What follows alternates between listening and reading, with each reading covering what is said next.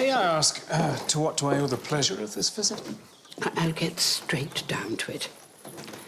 You know how Lord Merton likes to display his interest in all things medical. At least he likes to, when in the company of Mrs. Crawley.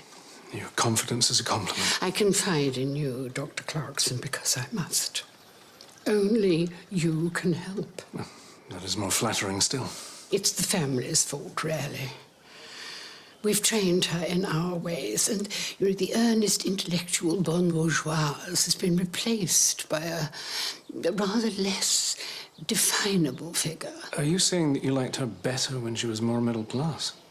No, I wouldn't go that far. But you understood her better?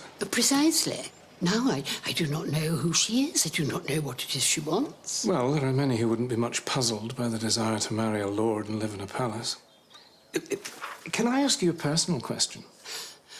I've lived through great wars and my share of grief. I think I can manage an impertinent question from a doctor. Do you perhaps resent the idea of a change of position for Mrs. Crawley? And so I do not quite grasp your question. It bewilders me. But I will say this. Do you wish to see her live a life devoid of industry and moral worth? I do not. And when the glitter is tarnished, you know what then? A hollow existence in a large and draughty house with a man who bores her to death. It's a terrible prospect. So our duty is clear.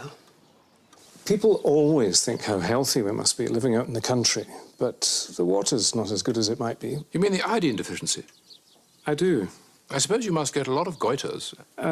Quite a lot, yes. It's sad so few people know that the treatment is just iodine. Too many suffer when the solution is simple. You've studied this?